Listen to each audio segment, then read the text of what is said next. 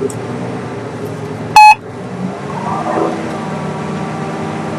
here we go. It is just after 1 o'clock here on Sunday, June 15th, Father's Day, 2025. I'd like to put a happy Father's Day to all you filthy sons of bitches out there. And we are getting after it here on a beautiful Sunday afternoon. The sun is really not shining all that great. We're dealing with the hazy skies because of the smoke that we're getting from our 51st state here. And what it is allowed our hay to not get overly dry. But I think we're going to be hurting with our heating degree days here. Rumor has it that they had an arson up in Canada that started the last wildfire. I kind of thought it was natural, but that doesn't seem to be the case here. So this hay here has been laying since Friday. We got a rain shower here yesterday morning,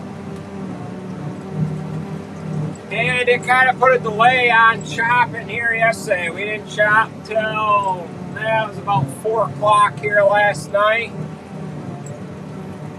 We chopped an older seeding off on the other side of the road from where we are, and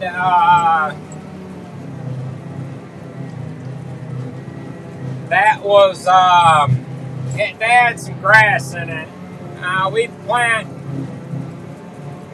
plant a clear stand of alfalfa, but on the last year that we leave it as alfalfa, we don't spray any herbicide on it, so the grasses come in. Being that there was grasses in it, it got dry, and we were able to chop that here last night. We've been jumping around a little bit. The farm that is furthest away from home, we went and chopped some crap hay over there last night, and we moved to this farm here and chopped a few acres across the road here. So I had to move fields. I had to move from a farm that was just a couple miles away from the farm, and then I had to move here, and I'm waiting for trucks. I don't know where they all are.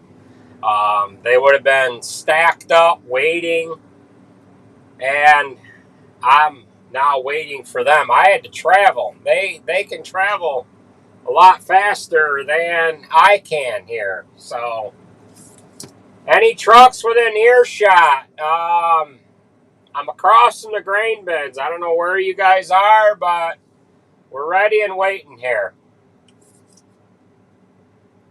So that's what we're dealing with. I think I've got to switch over to the other camera here, and I've got to find out what is going on with all of these trucks here. So I've got my phone, which is the other camera. It is, I don't know, an iPhone 12 or 14 or whatever the hell it is. And it has a little better stabilization than, I forgot the walkie-talkie. My father did. So, yeah. Alright, so I've got to send out another group text. Where are the trucks?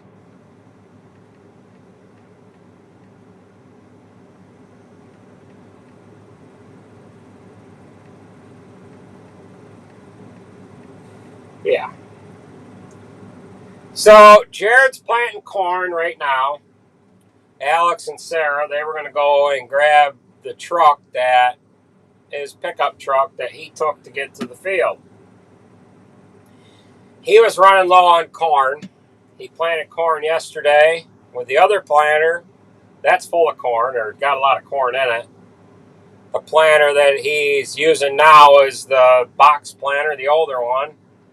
He said he was running out of corn, getting low. So Sarah and Alex might be delayed because they have been moving him corn.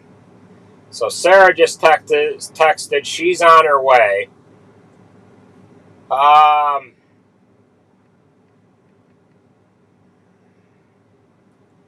Fitzy's heading through Dunbar Woods, so he's not too far away.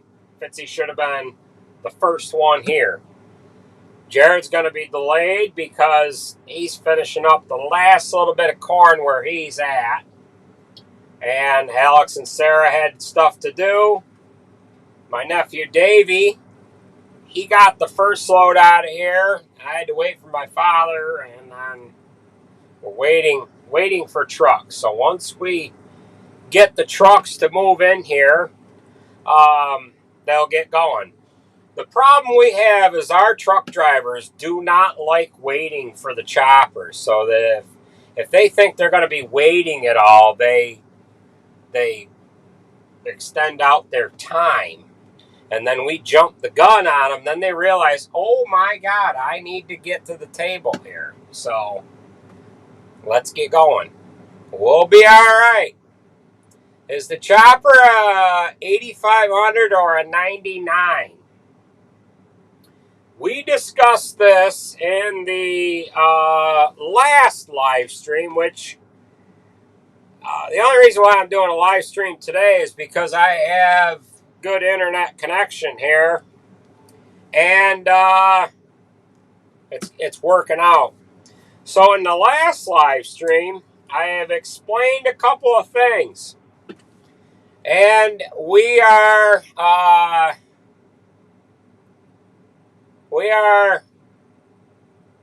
let's see here.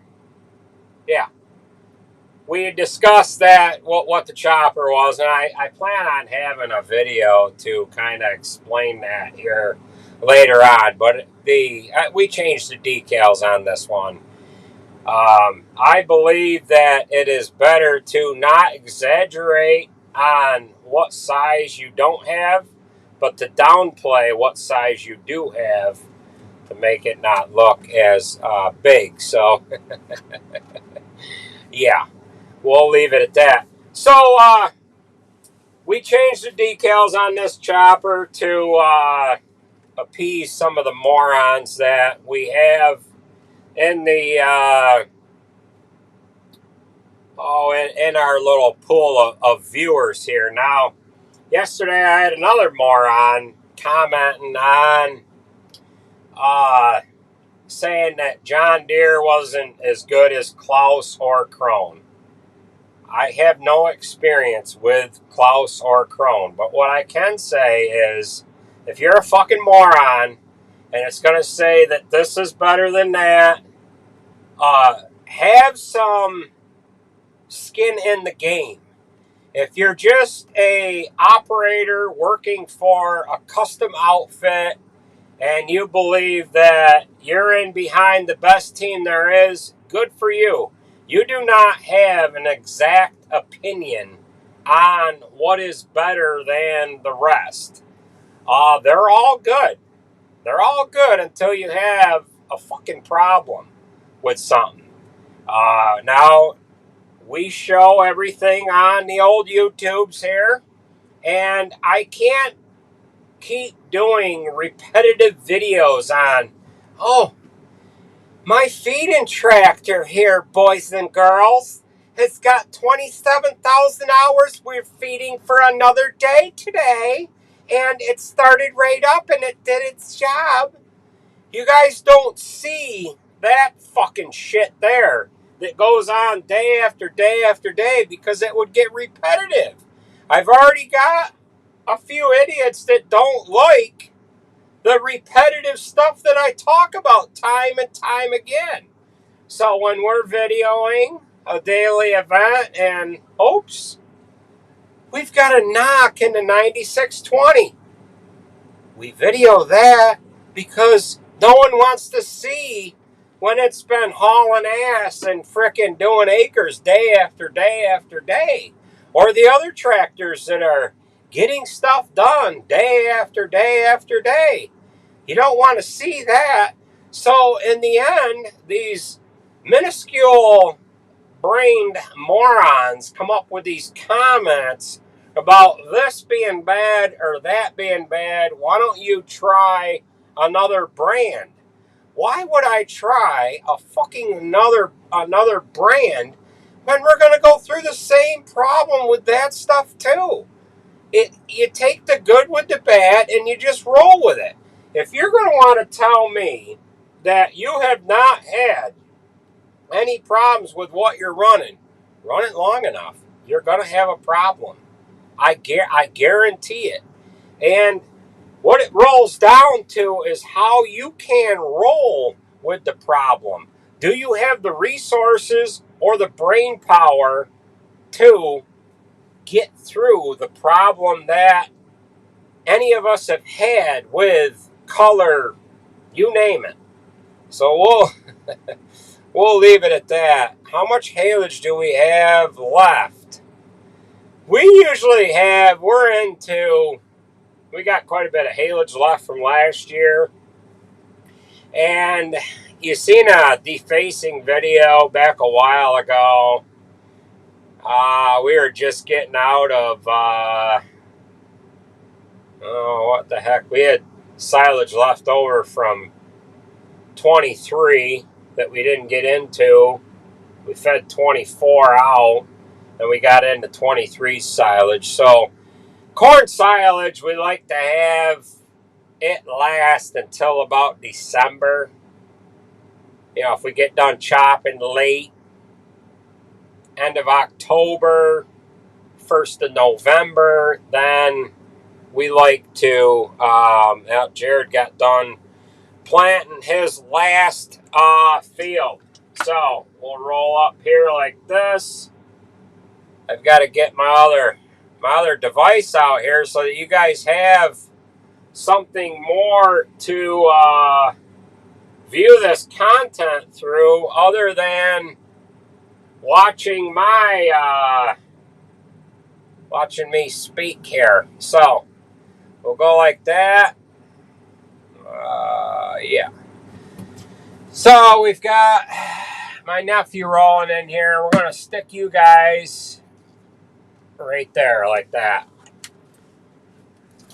Oh, that's facing the wrong way. Yeah, you guys might want to be like that. Oops, that took a picture. So here's my nephew here. Fitzy. Got the Western Star. He had to pack bunk for a little while. Our guy that we have during the week, he's awful. Boy, he's been awful stressed out. We've been working him right to the bone here. He had to leave early yesterday, and boy, he ain't available today. So we had to call in one of our other guys, and while I was switching fields,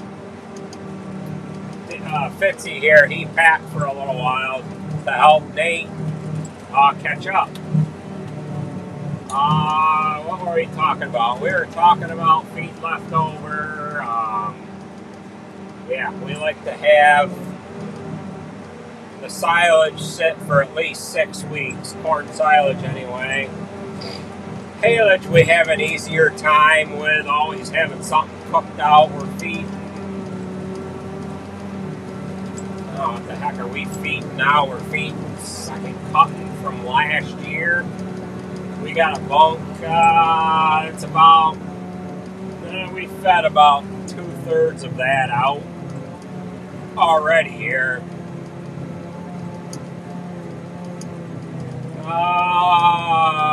Trying to go down the bed. Leftover feed. Somebody wants to guess what the cost is of a 9900. You guys can look that up online. The chopper with both heads will list out at about 1.2 million. So that's where that is. Nothing is cheap anymore. So treat the idiots like telemarketers. That's right. That's what you gotta do. The other problem with the idiots,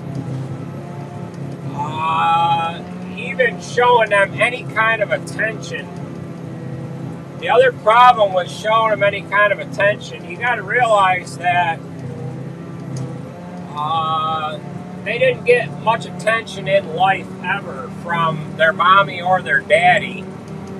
So they seek, what the heck is the word here? They seek out. Yeah, gotta keep her rolling there, boys. Automated anti-plug there. Sometimes they comment the way they do just to get attention. So I shouldn't really give them any clout here because I don't need any artificial bots out there that are gonna just start spewing off the bullshit when all they are doing is just looking for attention. So sometimes it's best to just leave them alone. You let them bark and cry and come out with their little dumbass comment, and then you don't give them any attention, and then they end up curling up in a little ball, and they look for attention elsewhere. Four-wheel drive is engaged. This particular field that we're on right here has a pretty good side hill in it. We almost tipped Sarah over here one year chopping corn just in behind the chopper. She come down off a knoll, and that truck rocked this way and that way, and I dare say we seen daylight. We seen daylight underneath her tires. So speaking of Sarah, she's just pulling in the field right now. I've got my nephew here about loaded. We had to walk away from the side hill so as we weren't. Oh, that just plugged the pipe, I believe. So you guys get to see me unplug the pipe here. We'll put you guys this way, and there's not going to be any sound here for a little while. Damn it all.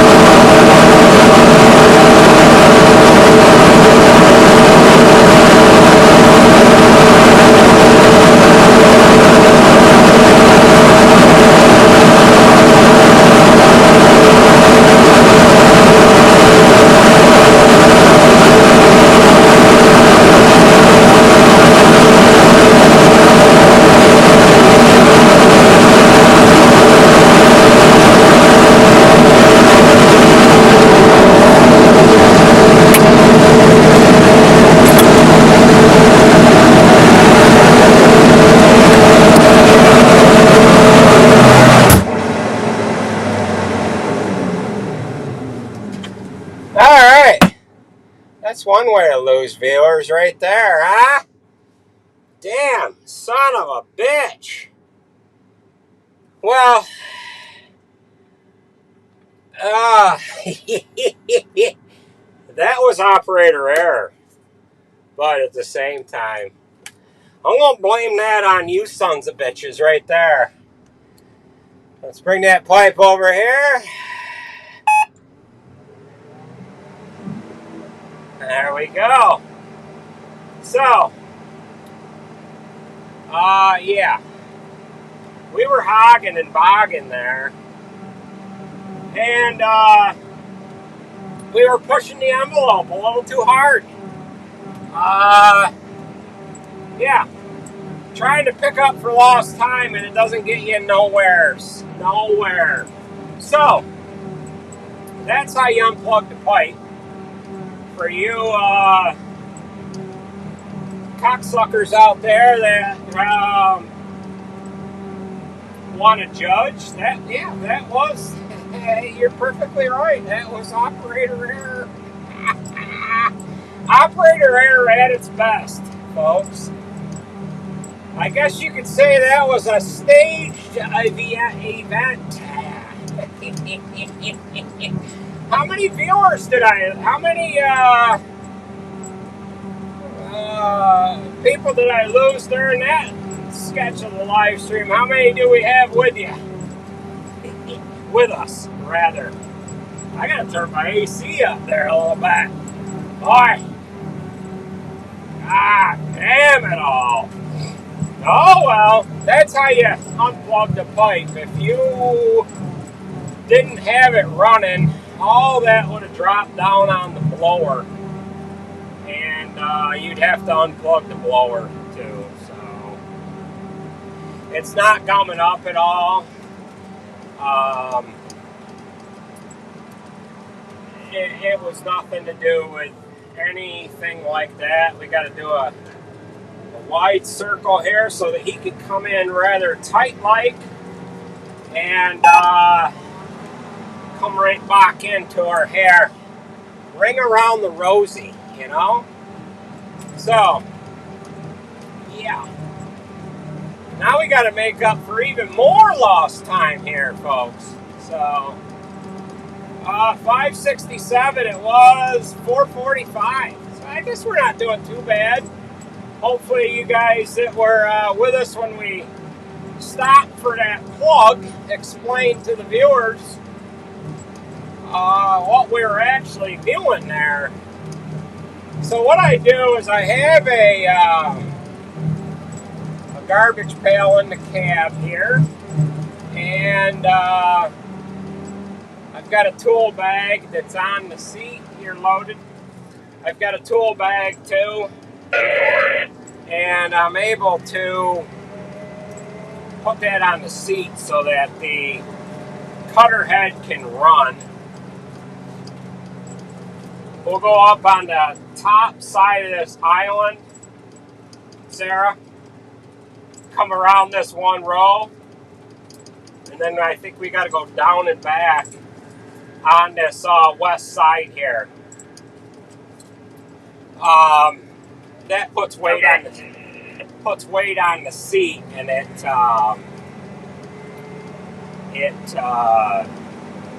suffices the operator presence switch to think that we're running.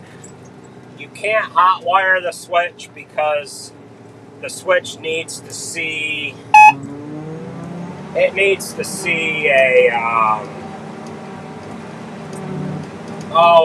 movement here or there, and that doesn't work. So although we would like to have that hot wired, it is kind of dangerous too. I grabbed a stone. Did you hear that bang noise? That was a stone. So we're going to jump out, and we're going to grab that. Last night I had a stone up on that side hill up in to our right that was large.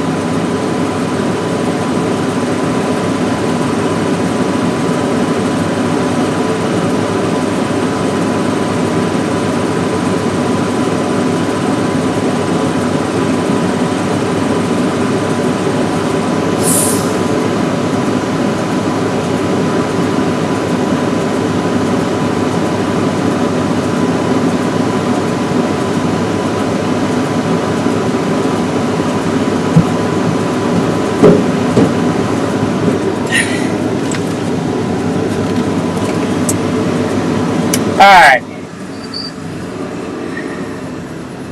Not sure if you guys seen the size of that stone, but it wasn't that big.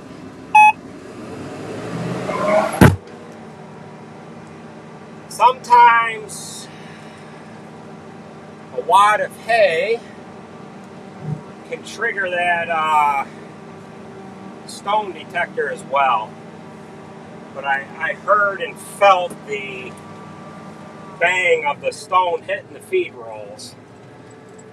So, how are we going to approach this guy here?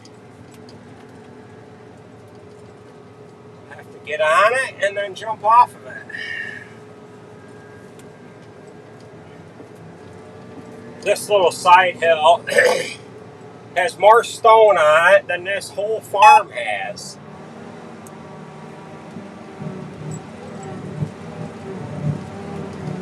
So we'll try to get you guys turned a little bit when we're driving back the other way to get you guys a better camera angle, if you will.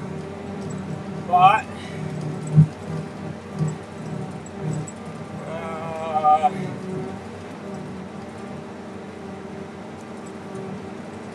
we gotta pick up our pace here, that's for sure. The C5 that Sarah's running right now, she went to jump in it yesterday and she said, hey, this is awful low on coolant. I said, son of a bitch. I said, run truck 18, so they looked her over this morning, held 5 gallons of coolant.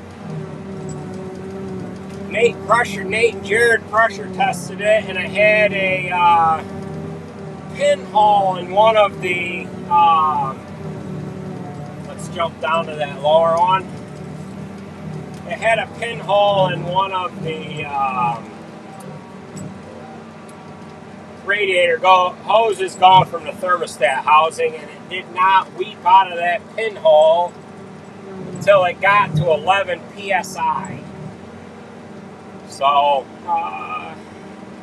that would have been a fix that we probably would have had to have experienced on the side of the road on a beautiful Sunday afternoon here. We're kind of low staff, so that would have been just fucking perfect. So we got that fixed. Lukens was coming home with truck 9 last night. He blew a brake canister. So I worked on that first thing this morning. It was a real easy job to do. Usually them brake canisters can be a son of a bitch. The pins that were in the clevis on the brake canister, they were non-existent, so I didn't have to remove frozen pins. But it had a hose that was wore out going to the brake chamber, so I had to fix that too. Sarah had a tree branch slap a hose fitting on the Terradisc yesterday. I didn't have any DN fittings, so that Terradisc is sitting until tomorrow afternoon. I've got to get stocked up on them. The only thing that uses these DN fittings are these foreign implements that we have, the Pottinger stuff in particular. I think this hay head has some DN fittings on it as well, and we just don't make enough of those hoses to have an overabundance amount of those style fittings. So we've got some larger ones,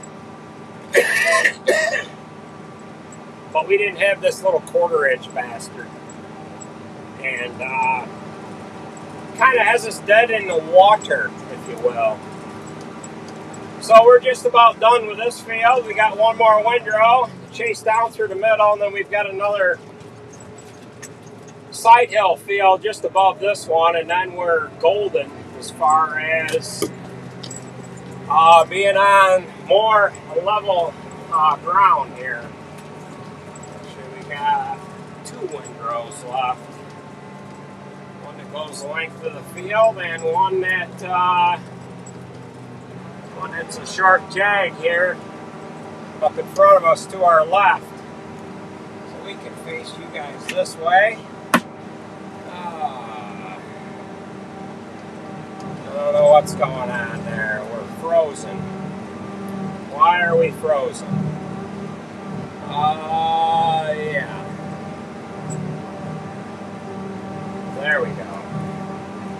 For whatever reason, we were frozen for a hot minute there. Jared, I don't know, he texted for something. I thought he texted saying that his field was done. I have the iPad with me that we put our planting logs into, and he usually takes a picture of the screen in the tractor, and then I record it as I get the picture. So we're moving right along here at 10.5 miles an hour. As long as the Berger boys didn't leave me a surprise wad. Every once in a while they like to play a game, a trick on me. They'll put a wad in the windrow, and then they'll like, oh boy, I don't want to make it look like I left a wad there. They drive over the top of it with the tractor. But it's all good. I'd rather have the wad in the windrow than a skipper alongside. So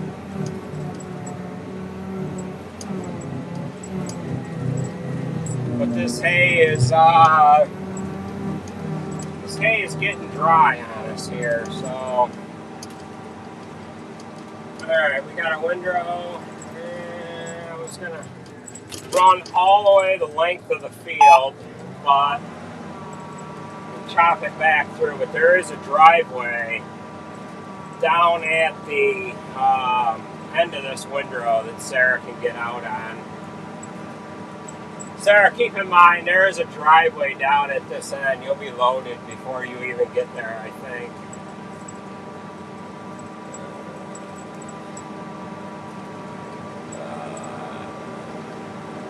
Oh, let's see. Somebody said, see, it got a newer 9520R.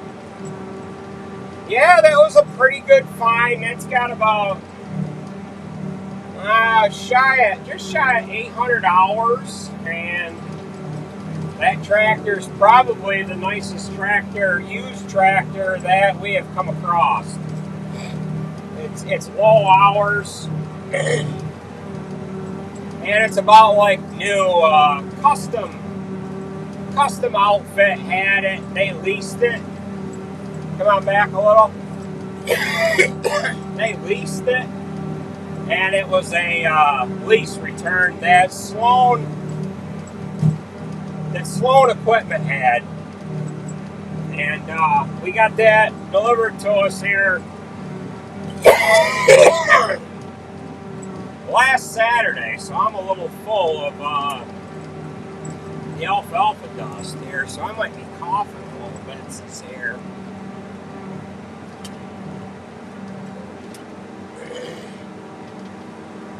So she's got enough on. We're going to let her cut and run.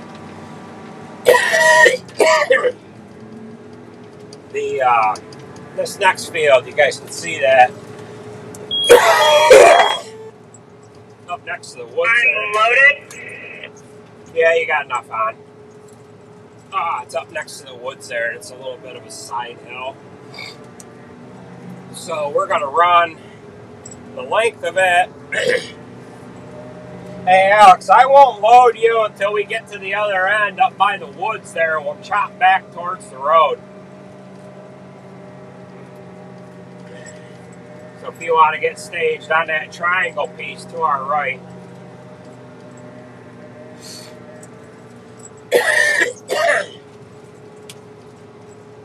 She doesn't know what I mean.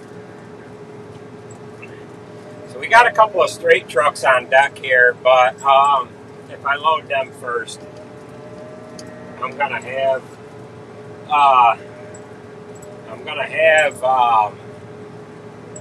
a spot that isn't. There's another truck in the works to make a fertilizer truck. No, we're going to get the Mack put together, and we're gonna put a trailer together here this winter. And what we're going to use the trailer for is we're going to use that to nurse product from the farm to the field. I don't think that's the driveway that he meant, Sarah, but I guess you made it, so you're alright. Yeah. It looks like somebody drove through it, so. I think that's the driveway I'm at. This side of the island.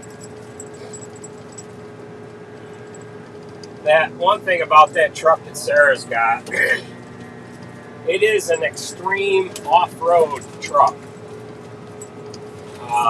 It has a short wheelbase, and let's see, we got a straight truck here. So we're gonna pick up a little. Man, I've used that driveway in the past, so. Skipper here. So I think we'll grab him on this windrow. Grab this windrow right here, because it's a son of a bitch to get around this hairpin turn up here.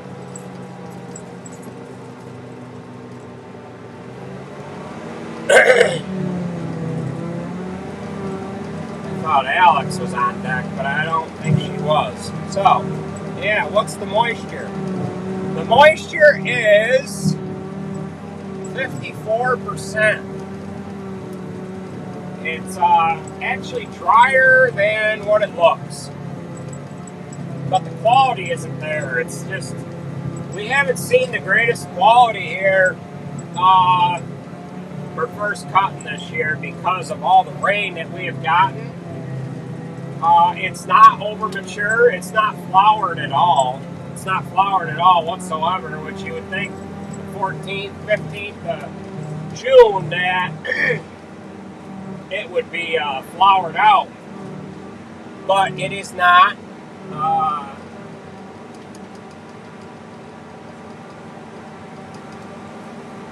Yeah, let's see. I got to put in my notes. We got a tree down up here. We got to push that son of a bitch out.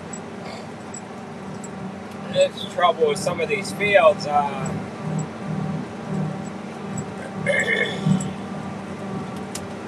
Alright, so. Yep, short wheelbase, big power, and just full lockers. The other day here we were chopping in a greasy field that we were in. I was loading her going uphill. It was the steeper side of the field. We should have chopped it backwards. And the driveway was right on that side of the field. So I got about as much on her as I dared put on her. She was about 7/8 loaded. And I said, I'm going to stop. You don't stop. You just keep going.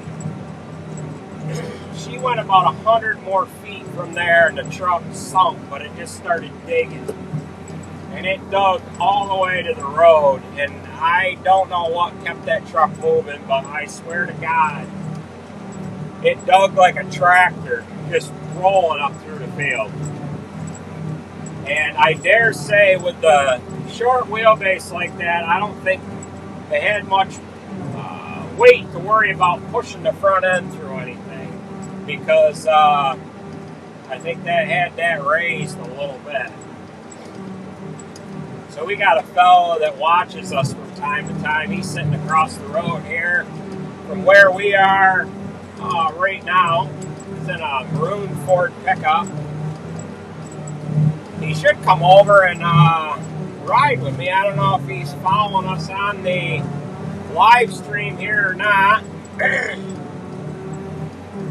But, yeah, you guys will see him. He'll come in view here in a second, maybe. You might be able to see him over the top of, you're not going to see him. But, yeah. There's the swearing trucker at work, too. She's going to be with us here in about an hour. She has a job at a restaurant, at my cousin's restaurant. So she works there, but they're only open till 2, 3 o'clock. So she had to help them close today. And she'll be with us here a little later on. About the time I get done with this farm here, we'll be farther away from home. So it'll work out good when she gets to us. How do we like the new Bobcat skid steer? The new Bobcat skid steer so far has been a good machine. We did get the Kubota back here last week. That had a drive motor that failed. We did carry that into the shop here. It was about a month ago. And I thought sure the monkeys broke a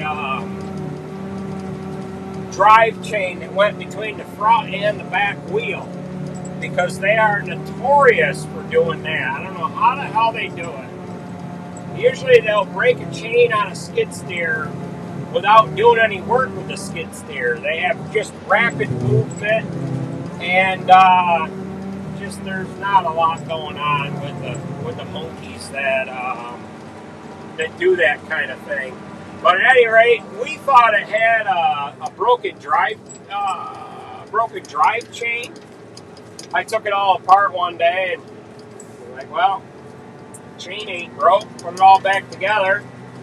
And I said, well, it is a couple months out of warranty, but it did have a engine put in it, and they were 3 months doing the engine.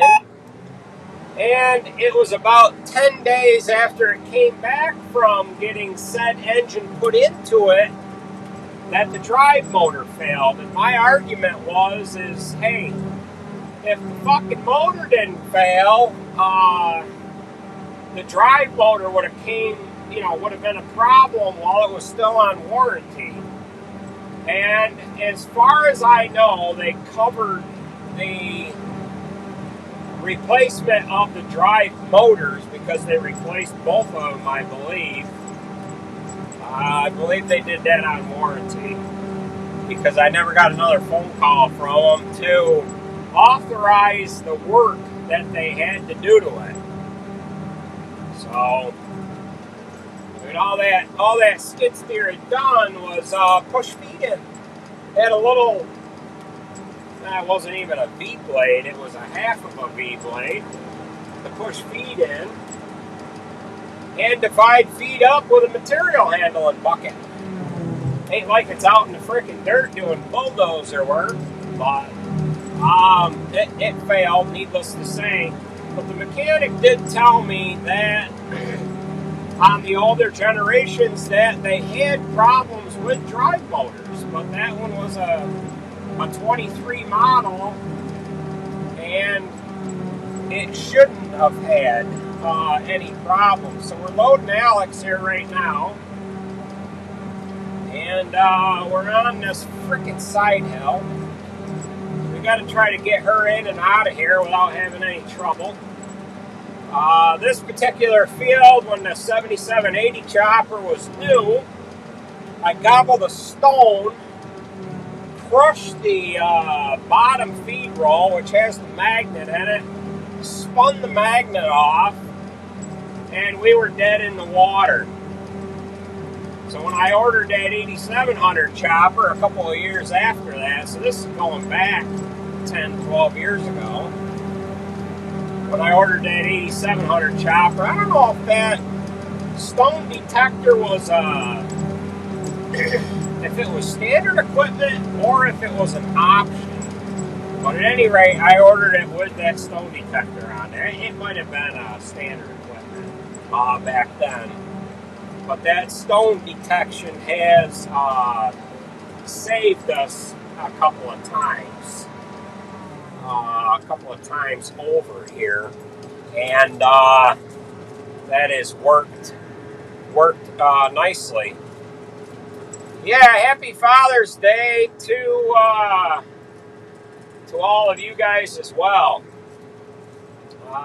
Let's see, we're gonna take this top windrow, and it's looking like we're gonna be able to roll her in on that next one down, and then we're gonna have to put my father on the bottom one. Hit the 1, 2, 3 button on this joystick. If you double click 1, it'll bring the pipe from the park position to the right hand side of the chopper. Double click 2, it will put the pipe straight over your back, and 3 does it to the left side. If you single click 1, it'll raise the head. If you single click 3, it'll lower the hay head. If you single click 2, it will lower the hay head to a desired position. Here's my nephew here. I gotta put an earbud in.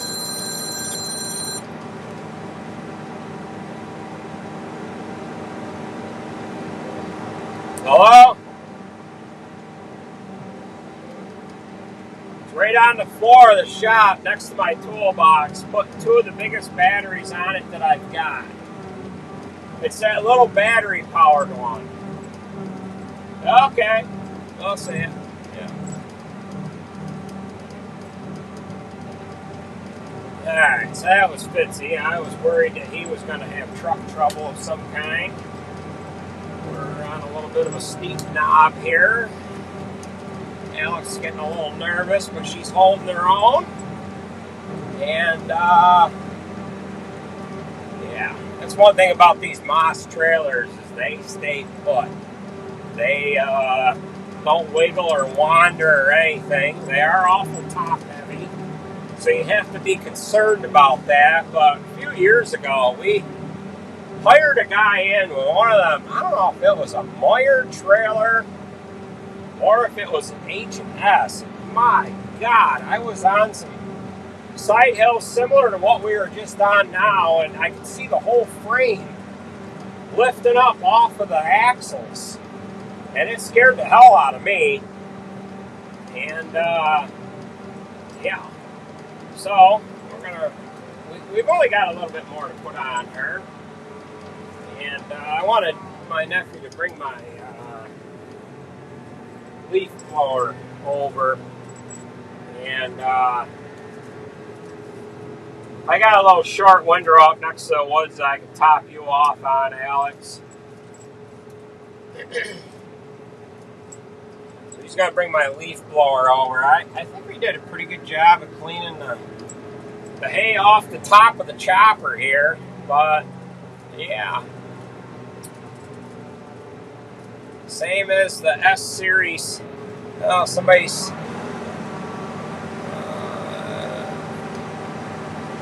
Yeah. So somebody must be talking about the new chopper that's coming out. There's Jared here now. I'll put my earbud back in there, driver.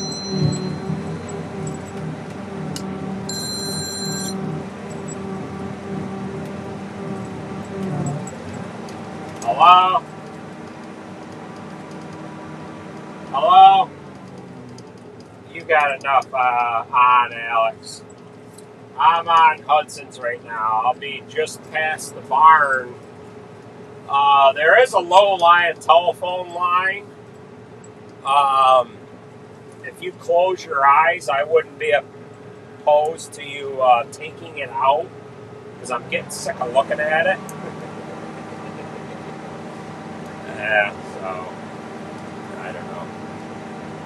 But Yeah, I'm gonna be just past the barn on Hudson's.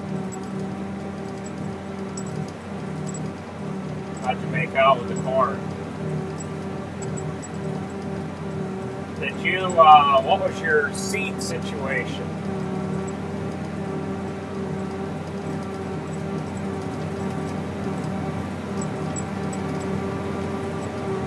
Okay. Did you? You ran it out and had enough, or did you have to steal some from the other one? Oh, you ran the one out and had to go back with the other one, or did the girls bring it over to you? Oh, that was good then. No wonder why I was waiting then. I plugged the fucking neck on Fitzy. I had to wait for him too, and I plugged the neck right from the top to the fucking bottom.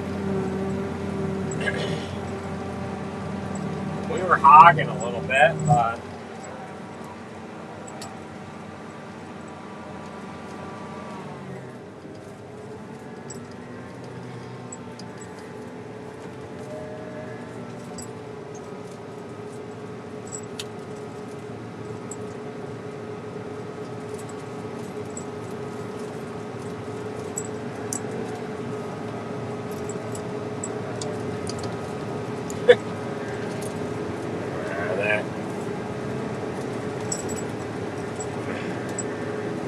we gotta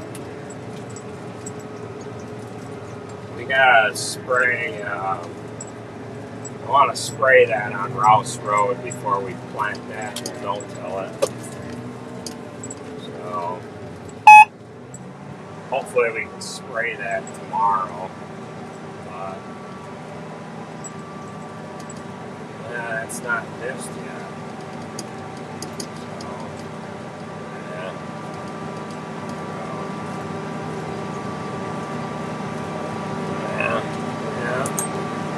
say hello, buddy.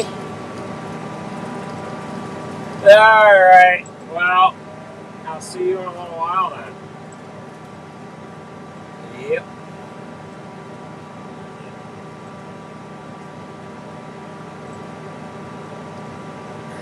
Alright, so Jared got done planting what he could plant. We were planting last Monday. We were going to go until we were done with this one particular area. And we got rained out about 9:30. And we could not get back on that ground. Here's our low-lying telephone line right up here. I want Jared to rip the fucker down. Because I can't get a hold of anybody to fix the son of a bitch. It's right there between this pole right here and this next one, right over our driveway. So, yeah. I come into it one day with a frickin' tractor and about ripped the goddamn receiver antenna off of the 8320 and planter, and I should have just kept going, but oh. So we've got a chop on the other side of the road. We chopped some of that here last night. Got up on top of that frickin' side hill there, and yeah, made for a good time. So.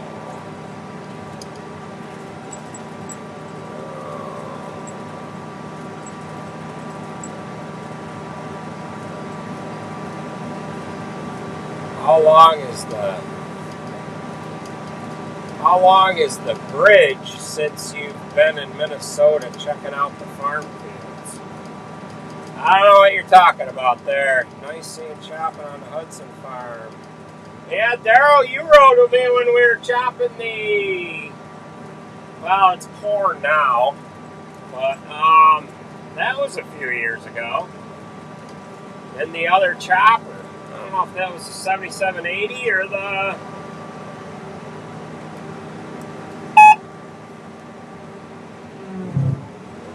Alright, so I can't see anything through my crop screen. It's on the head here. I think I got my wheels all the way out. I got to put the freaking deflector down, or the crop screen down here a little bit, like. There we go. Now we got that down. Yeah.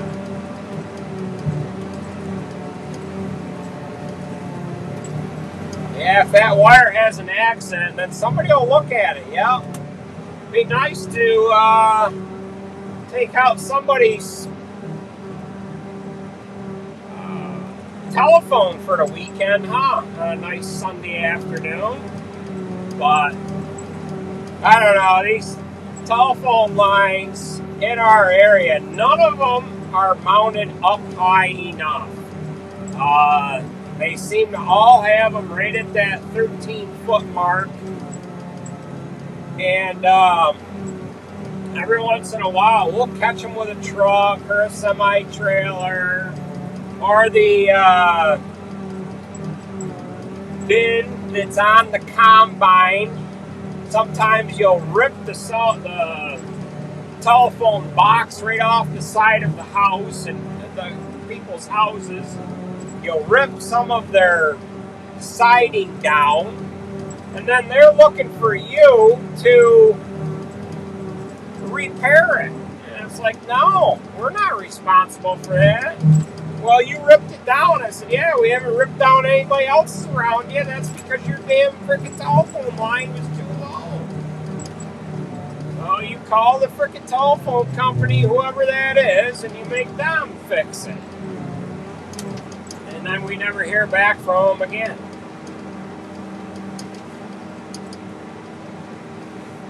Oh, I'm fresh out of trucks here.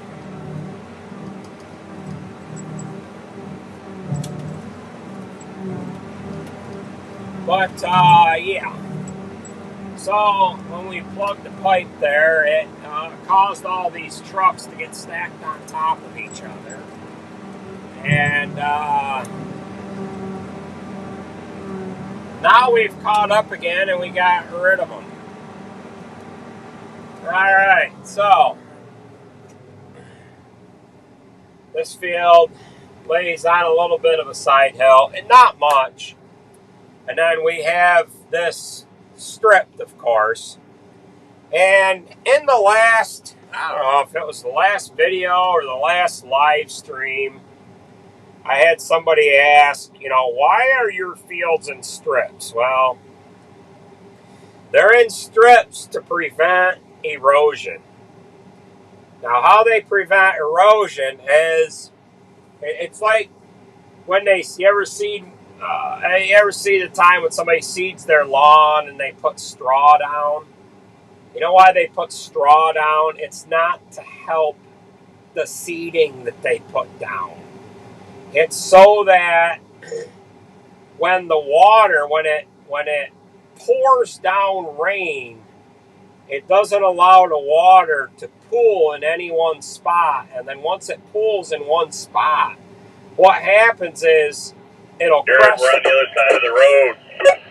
It'll crest over that little pond of water, and then when it crests over, it creates a crevice. It creates a spot for the water to run. And that's why we have all these hills the way they are like that. That is because of the way water has run thousands of years ago. So the thought process is with the strips, and it's not a thought process, it's actually to prevent it, and it works because we would have more washouts. But this is an established field here, so when it rains, the water doesn't pool it all in one spot. It kind of filters across it and then gets into freshly tilled ground, and you don't have as much surface area there for the ground to, river up and wash it out like that. Are we considered getting another bush hog? Well, we should probably. Yeah, down came a couple of internet cables. Let's see. Daryl's wondering. 8700 was new in 18. 17, 18. That was seven or 8 years ago. It would be 8 years old this year. Do we like the new mower tractor? I haven't used it much. I've just driven it around the dooryard. We did put the wheel spacers on it the other day. Had it up on 2 jacks. It fell off the jacks. But at any rate, my brother loves it. He said it's quite a tractor. Somebody also commented, "You don't need 340 horsepower to cut hay." Get on these hills like this with a mower and try to keep your ground speed above 8 miles an hour and tell me if you need how much power you need. Oh, like that Mac with a Holland product. That'd be a nice unit. Yeah. How many hours on the 8700? Boy, I believe there's over 4,000 on the engine. Now this here is the older C5. We had the frame sandblasted and painted. It does not have, Jared's running it today. It does not have,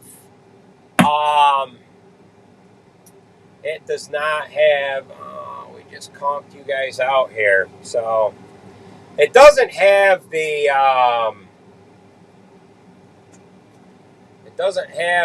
flotation tires on it. And, we might have a little trouble getting him around here. So, we'll have to pick and choose where we go. We might not make it that far here with him. So, for whatever reason, the magnet hit hard up against the cab here, and it hit hard up against the cab, and what it did was it kicked off the video feed from it, but we got her dialed in now. So we got a little bit of a knob here. I'm not sure we're going to be able to get him to the top of it, but he's going to try. We had a lot of work put into this truck here this past winter. It had a universal joint brake, failed up by the transmission. And as that truck was coming to a stop, the drive shaft wound up all of the electrical and air lines between the frame rails just in behind the cab. Created a real good mess. So that put it out of commission. We had to have it towed back to the farm, and the towing company, when they unhooked the trailer. When they unhooked the trailer, they didn't unhook the frickin' hydraulic hoses, ripped the hydraulic hoses off of the silage trailer. Kind of a Mickey Mouse spoof, but that kind of shit happens. And I don't know if they backed it in the shop for us or if we pushed it in later, but we had to have them pull it away from the trailer just so that we could put another power unit on the front. And then once Jared got to working on it, he ripped every hose, every electrical line, and everything off of the truck, removed the transmission because he had to get into some of the electrical wires that went to the transmission that got wound up. He had to get alongside the transmission, and it had some clutch problems anyway, so he pulled the transmission out. We put a new clutch in it, repaired some clutch linkages and what have you, and then put kingpins in it. We took it out the Allied spring for our front end alignment, and they said, "Hey, your walking beam bushings are out of whack here. So they ended up putting new walking beam bushings in the rear end. We had to put a new steering box on it, new tie rod ends. We probably put 20,000 into it here this past winter. New drive line, clutch, oil pan, had the frame painted. Boy, what else did we do? I don't know if they got a new exhaust system on it or not. We put the full fenders on it because of the amount of crap that the trucks get on themselves when they haul manure, but it didn't end up hauling any manure. We're going to leave these tires on it probably until we go to corn. And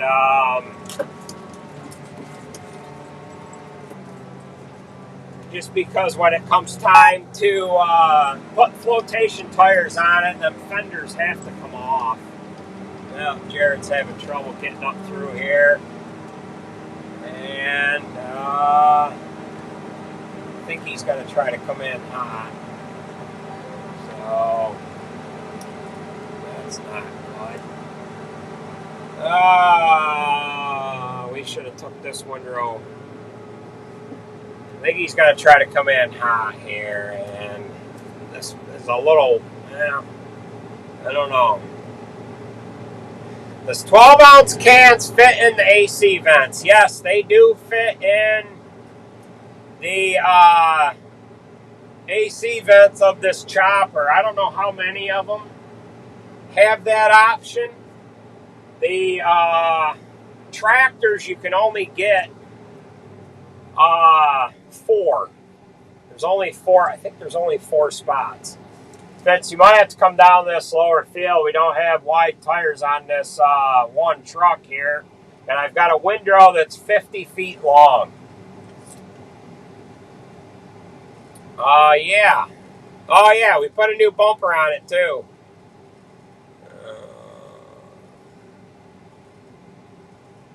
No, Sarah won't.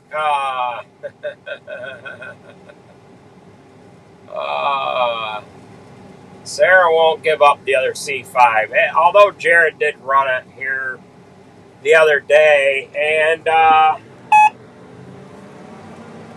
right, he's coming in hot here. We need to come into it as well, and he made it. It was a little greasy in that one low spot, but if anybody can make it happen, it's going to be Jared.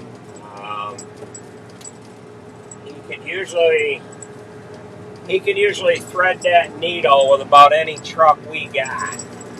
We have him over in this wrong field over here, though. This next field has got a steep hill on the other end, so we're going to take him up to the other one, and we're going to screw these drivers all up because they're not going to know that I've got this one right here that we're driving by left to do. This guy here, he's going to get all sorts of confused. He's not going to move out of my way. Oh, there he goes. What are you doing here, he says. Thought we were chopping that one. Oh, well, we can't. We got to kind of pick our poison here with the tires that we're currently running on this 1C5. This ground here that we're on is quite a bit drier than what ground we were on. And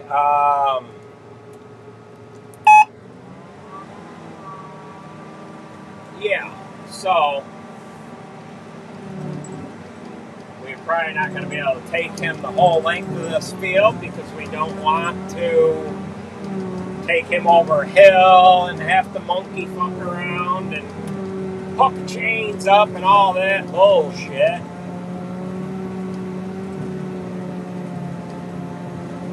Oh, let's see here. Yeah, we haven't got secret is out then. Yeah, it's been a long time coming to reveal what's actually going on, but we thought we'd have a little bit of fun with it. And a couple of people say, oh God, you have an 8500? Oh, I feel so much bigger than you. I don't have an 8500. I have a whatever. Yeah, okay. All right. All right. Well, we do harvest enough to justify it. And we probably were a few years late coming to the table as far as replacing choppers, but it was just a hard damn thing to do. It was hard to jump out of that 8700, and it's been just such a nice machine. And it just tickled me pink the other day when when this deflector didn't work on this chopper. And the first day of chopping in at like 10.5 acres, the deflector spout went out. The deflector on the spout went out and it wouldn't come back. And we tried a couple things, and I said, well, we get to fire up the 8700. I was just so glad that A, we kept it, and B, that it was ready to go, because I was going to leave it right in storage, and I was going to leave it in storage, and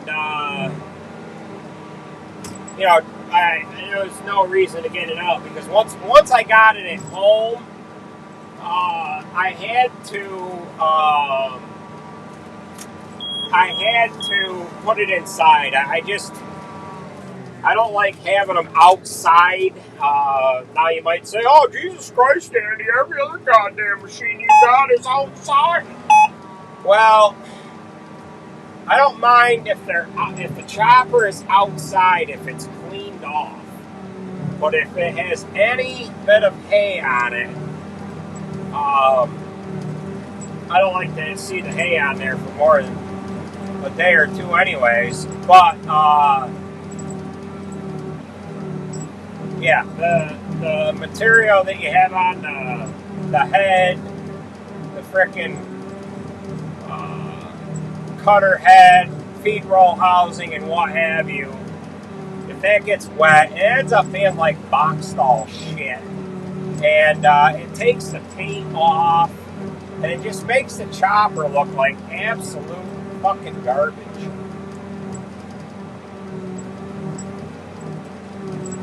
Oh boy, gonna have my critics come out of the woodwork. You're spilling. Well, it's whiskers. It's whiskers falling off, folks. It's whiskers.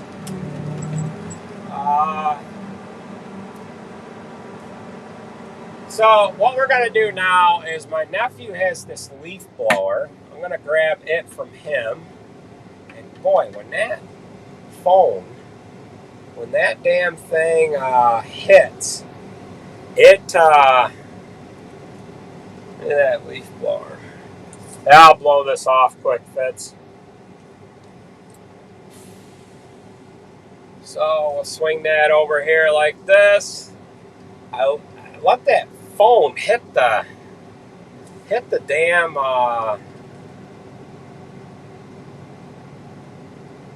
yeah. So we're going to blow this off.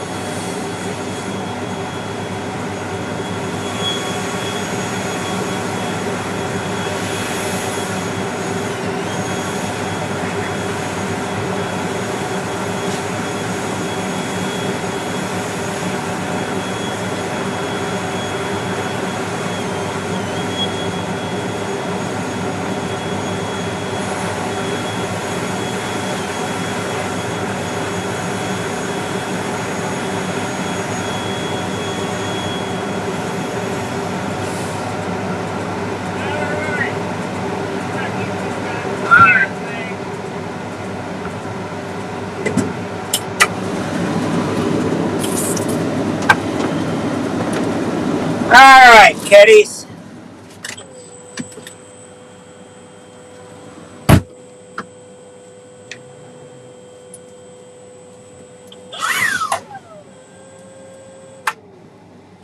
Damn switch got kicked on. Alright. I gotta let this phone go easy up to there. Alright, so if you didn't tune in here, until just a little while ago, I ended up plugging the frickin' pipe. Amateur move. I only done that twice so far this year. Once on camera, once not. I plugged the pipe earlier and we cleaned the pipe out. And about everything that came out of the pipe that didn't blow out through the neck ended up on the top of the chopper. We cleaned it off best we could. Fun little fact. But my nephew here was just a little kid. He was riding with my father. That was back when my father had the chopper, and it was probably the 7750 or the 7450. And they were leaving one field. They're leaving a field. Boy, they could smell something burning. Didn't think nothing of it. Farther away they got from the field, boy, they could smell it even more. So they pulled over on the side of the road, and there was hay that had accumulated on the exhaust manifold, and it was smoldering and on fire. So this hay, when you plug the machine like that, you end up, if it gets on the engine, it can cause a problem. This one's covered up pretty good, and this one's covered up pretty good, and it doesn't get down on it like the older choppers did. There's that fella that watches us. The 8700 was covered up pretty good as well, but I don't like to see that up on top of the engine compartment for too long.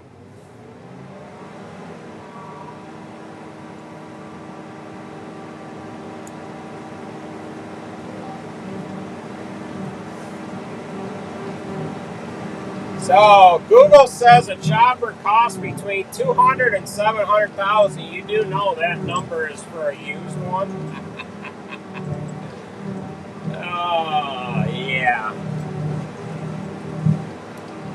But John Deere does have a new model that's, I think it's going to be available to be ordered this fall. And it is their F8 and F9.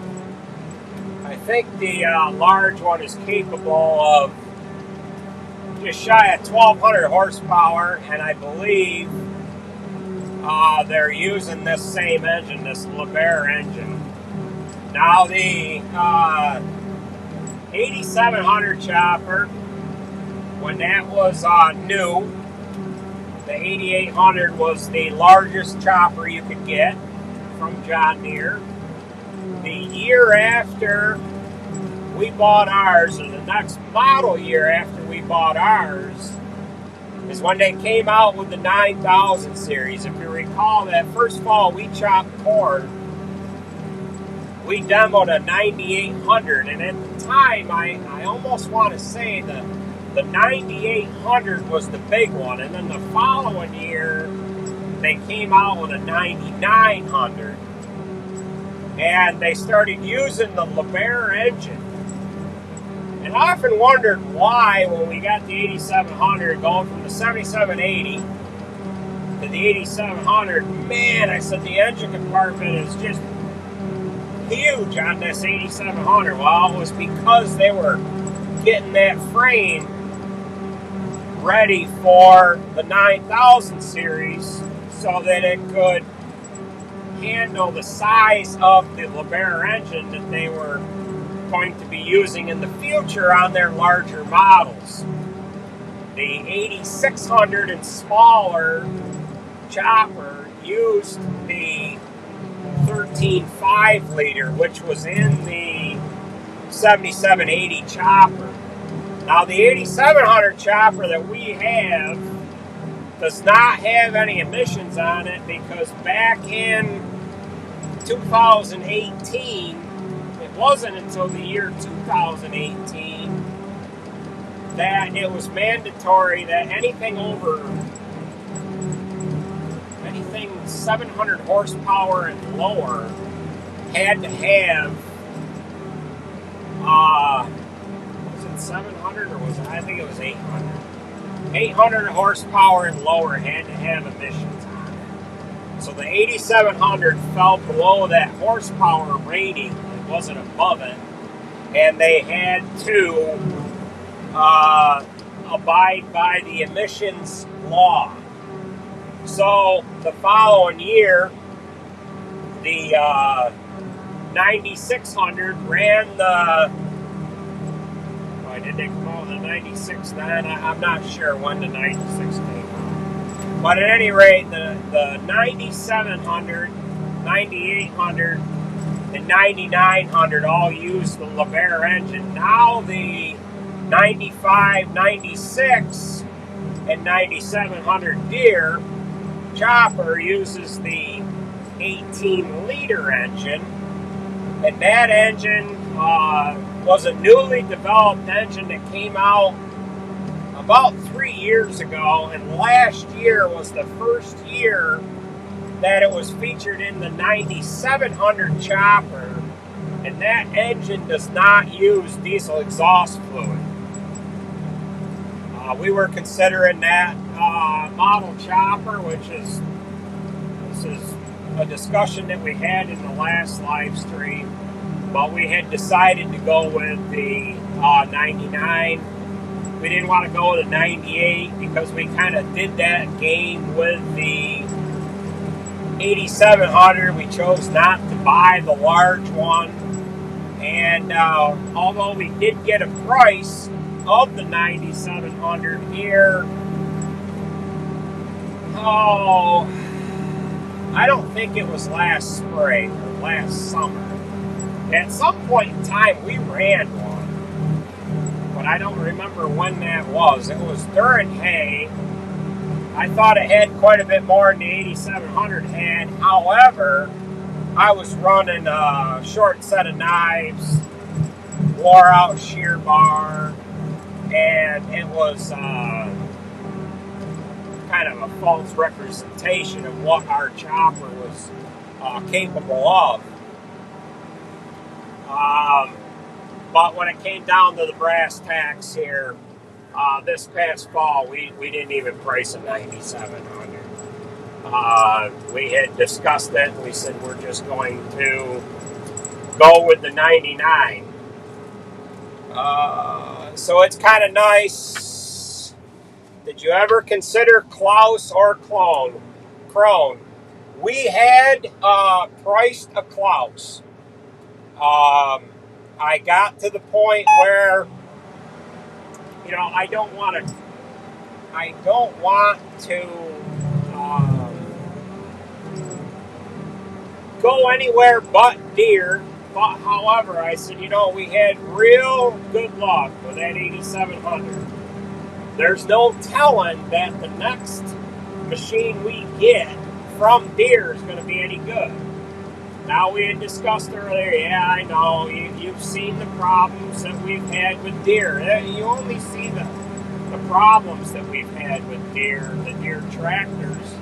That's because we don't flood you guys with the same material over and over again, telling you how good they are, or showing you the tractors that have close to 30,000 hours on them. But at any rate,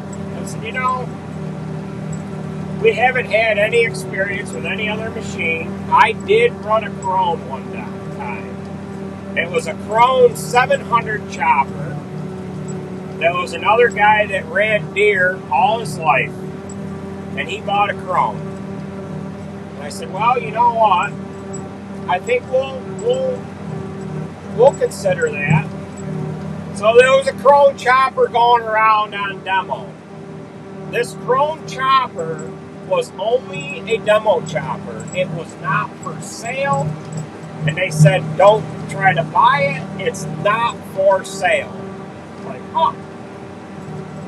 They got this tricked out so that it performs better than a factory version. You know, why isn't it for sale? You know, if you get in a dire need of a machine, oh no, you gotta order one. No, that's fine. The crop that we were chopping was garbage. It was on the tail end of chopping corn that fall, and the corn that we were chopping was planted late, and it didn't yield all that well, but the chopper did a great job. The only thing I did not like about it was you could not see over the top of the engine compartment from the cab. It was almost like the engine compartment came up as high as the top of your shoulders, but it didn't have a camera on it. So for opening up fields with a machine that you weren't familiar with, it was a little cumbersome. But you know, back in the day before cameras, we all used mirrors, and you just, you know, you knew what you were doing. So I thought that was a decent machine. And I said, you know what? I think it is time to consider another machine. We hear all this talk about every machine under the sun and how much better it is, but anybody that's really telling you that, they have no skin in the game. They are just an operator, a custom operator, hired man, what have you, and they think they know all. Usually they're just a bunch of cowboys that get into a farm and they want to go like hell. They don't care about quality and all that stuff. They'll open up the kernel processor to be able to chop faster and burn less fuel so that they can get done with the day and, you know, put their flip-flops back on and jump out of the chopper and go home, and then they jump back in it the next day. So they really don't, they talk a big game, but at the end of the day, good or bad, they're really not a true representation of what the machine is that they're running.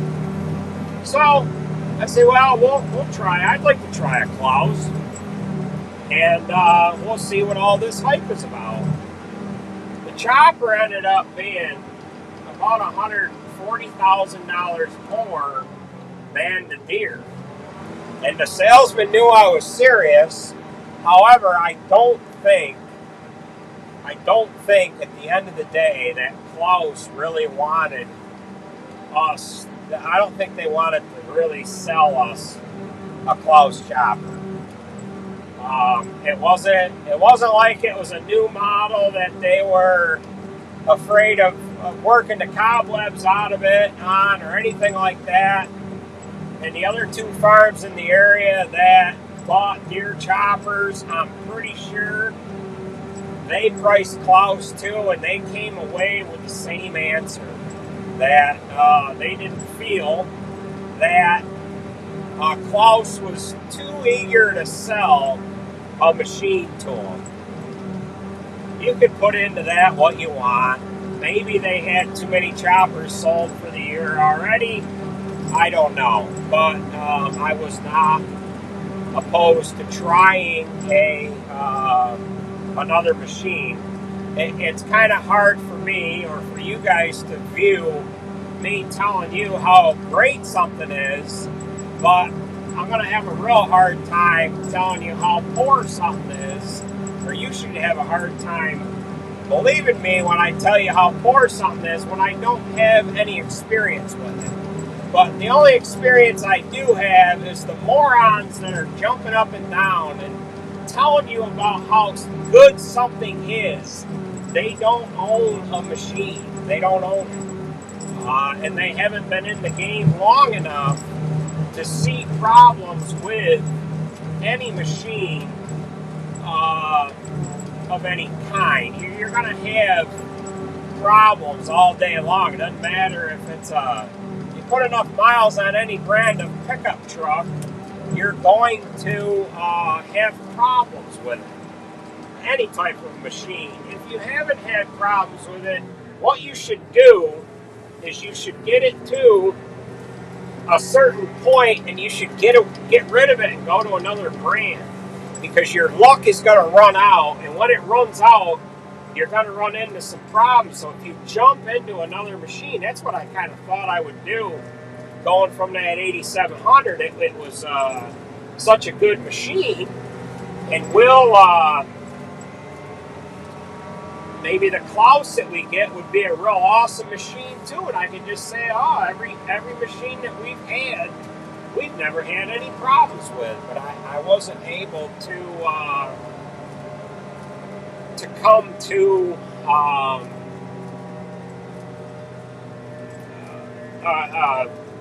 I wasn't able to get that job done. And then having two machines, one different from the other. Right now, if I trash this head or if I blew a tire on this head, I'm not going to drive this chopper all the way home to get that other head. I could just take the tire off. I can't use bits and pieces. And I don't want to drive that other machine all the way over to where we're at. We can just have a guy in a pickup, hey, grab that tire off that head, that'll go on this one. If we had a different brand machine, you can't necessarily do that. You're loaded, Sarah. So that was another factor on that. It's not that we have learned this machine. We'll learn the next one as well. They're just as simple as the deer. So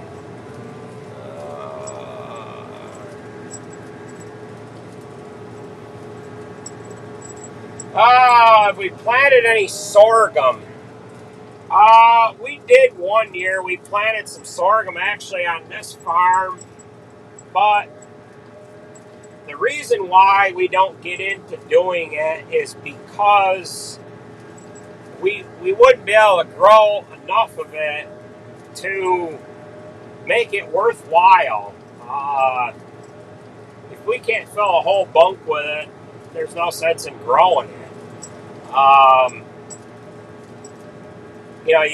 You get an animal used to a different feed. You'd like to feed that to them long enough so that if they don't agree with it right off the bat, by the time they get adjusted to it, you don't want it to have to be gone.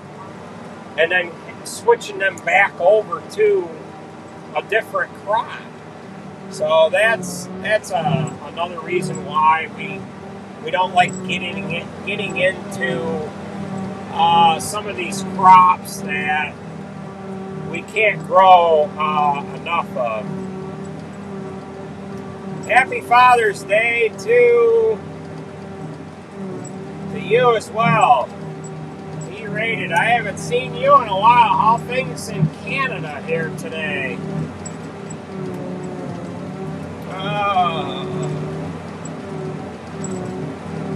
Yeah, the viewers that claim this, that, or the other thing that's awesome. They're farming simulator nimrods. But I had a discussion here the other day, not really a discussion, but comments that were going back and forth between this one knucklehead here yesterday morning while I was feeding cows. And he said, deer choppers are number 3. I don't know where they fall in the market share, but it's not too hard to be able to tell which company sells more of what product. you can go right on Tractor House. Now I might have to eat my words because maybe the numbers aren't where I think they are. But if you go on Tractor House and look at used machines, just look at John Deere forage harvester, for example, and it will list X number of machines that are for sale, whether they're brand new or used, that are for sale on Machine Finder and or Tractor House. Do it with any machine you want. Tractors, trucks, implements, and that will show you who sells more of what product. Just because a company sells more of one product doesn't mean it's better. Some manufacturers only have the ability to produce so many products, and you can build less of a product and have a better product than a company that builds a lot of that one product. So that's another observation as well. But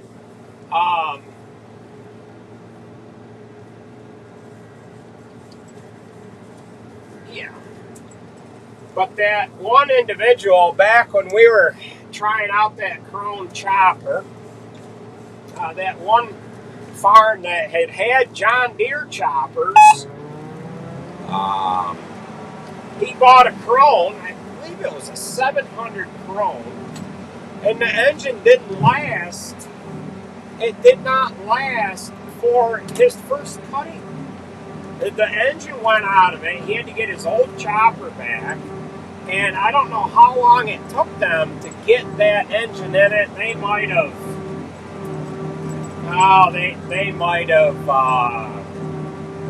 got him a completely different machine.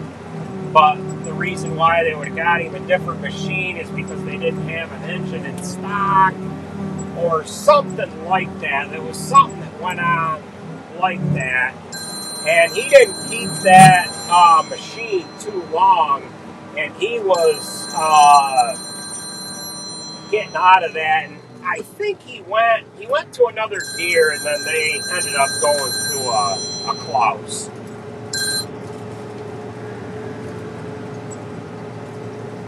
Hello?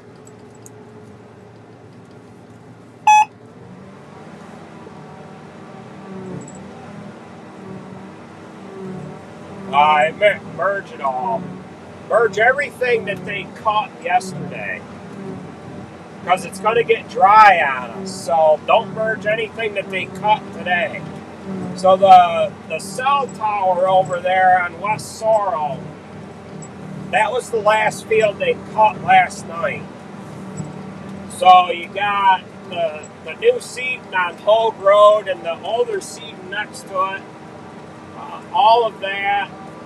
The field that you started with, and then that big abortion-looking field there where the cell tower is. Where are you at now?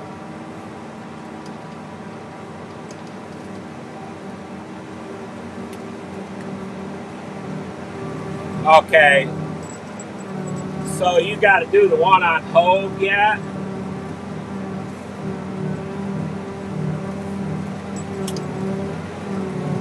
Okay. Alright, yeah, this hay's it's not getting away from us, but it's gonna by tomorrow. So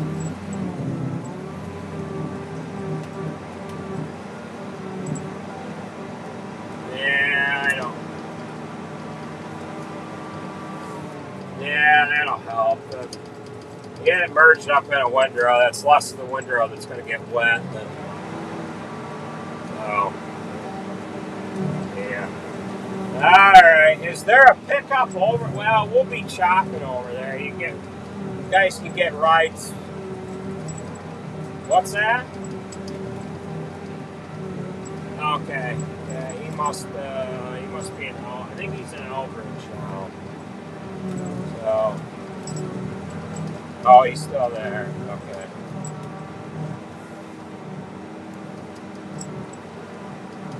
Oh, okay. Alright, that's where you are. There you're loaded. Okay.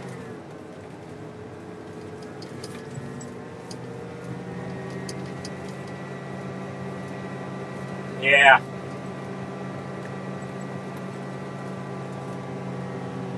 No, they slowed down cutting yesterday because we weren't chopping, so we didn't get chopping till 4 o'clock yesterday, so yeah.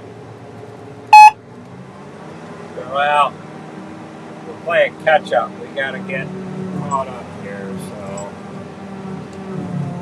but alright. We might need you to come driving truck. You gotta put your disguise on when you're driving so nobody knows how old you are. So, yeah, there you go. Check this. Yeah, there you go. Alright. Yeah, we'll see ya. Alright. How does everyone like the new 8R? Everyone likes it. My nephew's cutting hay with it right now. I don't think my father's running yet. My nephew, Fitzy, is running. Andrew is running. But that is about it. The only time I drove it was to put the duals on it. No, move the wheels out on it, and I just drove it into the shop. But it is a very nicely put together tractor. I like the design of it, or the graphics, if you will, that are on the side of the tractor, the shape of the hood. It is just a nice touch of a design.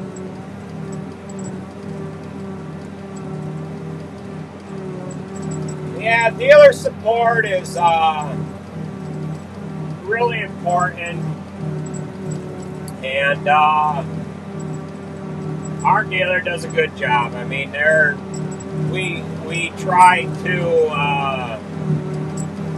not abuse them in any way. In other words, when we have something broke down, we'll let them know what's going on, and we'll say, hey, come in on a white. It is not important. And other times it's like they know how to read the temperature of the room. When you call up and you have a problem, they'll stop what they're doing and they'll come and help you. But any other time we have a problem, it's hey, we've got this going on. When you can get to it, and it works really well that way. And that way they can get to other more important problems. Like, for example, when we were running this chopper on our first day, now it could be very frustrating for some that have a new machine and they field started on its first day and they're all googly-eyed and goo-goo-gaga and they want to just run. They got their lunchbox all packed for the day and they've got their sunscreen on and their crotch powdered and everything else, and they're all ready to go. And then the machine has a little problem. They'll call the dealer screaming and yelling, and we have problems, and oh my God. I just took a picture of the error code that came up on the screen that day. I sent it to the service manager, and I said, here's my problem. However, don't worry about it for right now. I'm going to use my other machine. I figured there was corn planters that were getting worked on. I figured there was other guys that were chopping that had other problems that they couldn't chop anything with. And the service manager texted me back in 15 minutes. Good to know. that sounds like an actuator or something. We're working on it. We'll get one to you in the morning. That service manager reached out to the salesman, told the salesman what was going on. The salesman's got quite a bit of resources to him. He's quite a smart individual. One of the other customers, an hour after I had the problem with mine, they had a problem. They put a DTAC case in on mine, and Deere had the situation figured out by the time the other guy called in. And they had tried what they did to this one first on him, and they got him going immediately, and then they came that afternoon, like 3, 4 o'clock that afternoon, and not really fixed this one, but remedy it. And what the problem was is the spout deflector speed set at 100%. If it wasn't drawing too many amps, but the sensor decided that it was drawing too many amps, and what it did was it coded it out. In other words, it thought there was a problem, and it wouldn't allow the deflector to work anymore. So all the salesman had to do was delete the code, or delete the error code, and then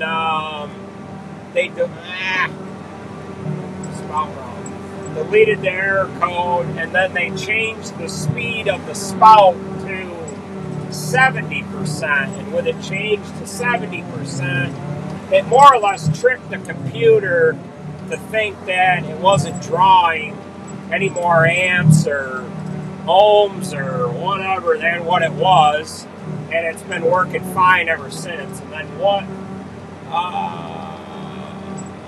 you'll have enough on, Alex, I'm going to circle back and grab that windrow from the other end.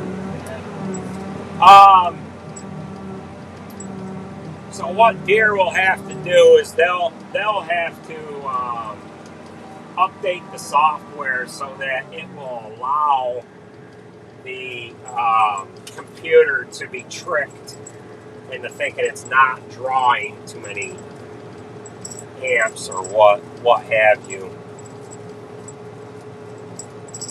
Any update on the 620? No, there is not. Rocky called me yesterday, and they have the Peterbilt up there. They had an exhaust manifold leak, exhaust manifold studs that were broke, and we didn't think we were going to be able to get to it. And they fixed that for us. Rocky called me yesterday to say we got that done. And they got, I think he said they got all their crops planted yesterday. I know he said he had corn done.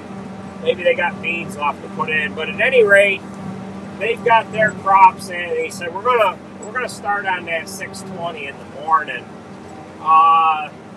They went right after it last Saturday quickly, thinking that if it was a minor problem, that they would fix it and get it out of the dooryard. And they went after the main fuel pump on it, injection pump or whatever you call it, pressurization pump, and it wasn't that. So they said, well, it's more than that. So this is gonna require some time. Now, all of the gurus out there, the keyboard warriors and what have you, they have all kinds of advice, and I'm sure that one of you probably hit the nail on the head, but we won't know until they get the engine out of the tractor. They need to pull the oil pan off, check the base, see what's going on there. And it might be a head issue, could be an injector issue, or it could be a piston or what have you. With those three items there, that's the whole engine. That's it could be any one of them three. That's it is what it is. So maybe they'll go after just pulling the hood off and pulling the head off of it, checking the cam, checking the. I'd like to rip that telephone line down, but I can't go straight. So we gotta go on the other side of the road here. And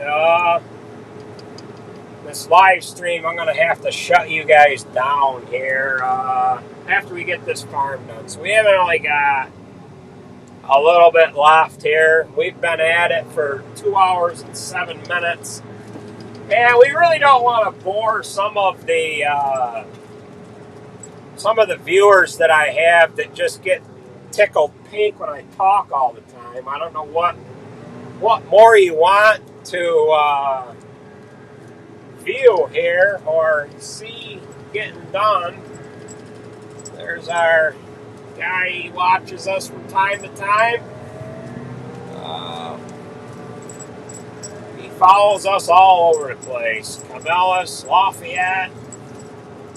And one day we were going down the road with a wide piece of equipment. He came out in behind us and provided some security, if you will. So this field here, we chopped. We started it last night. And Daryl, he commented earlier, he said he rode in the 8700. He rode in the field that's on the other side of the side hill, the steep hill that you guys will see off in the distance there. That the camera doesn't do that any justice. As much rain as we got, we were able to get tractor trailers up and down that hill here yesterday. There's a side hill on the other side of it to the left that Daryl Robinson, he's from Iowa, I believe. He was looking at a New Holland chop or something here locally, and he stopped in and rode with me while we were chopping that field on the other side of it, which is now corn. And that's kind of a booger to chop.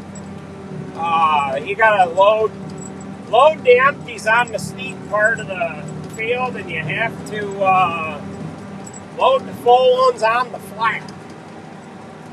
It can be somewhat of a challenge to have the empty truck show up in the right spot. So we were having them go in one side, out the other, and we ended up chopping that field when there was corn in it here this past fall. I want to say we ran dump wagons in there, and we ran trucks coming in from all different angles. That worked out pretty good. We're spilling a little bit here. We got to get to the front of the box. We don't want to plug this again. We don't want to have that monkey move. There isn't any trucks here, and I got to take a piss. So I will be right back with you guys here in a minute. Give me a minute here.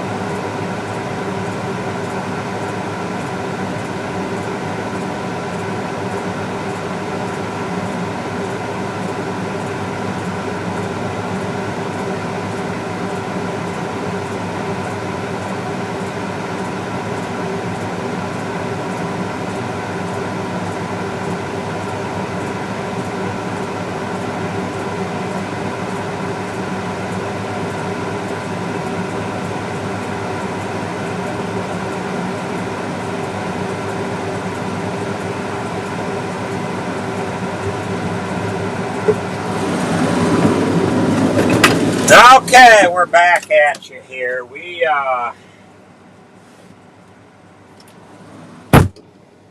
don't need a, how's that one guy refer to it?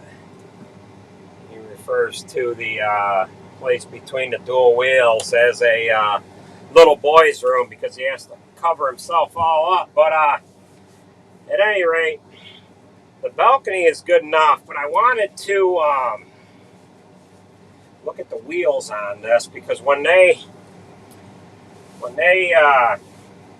got this in here this past winter, this machine here was delivered with no wheels on it.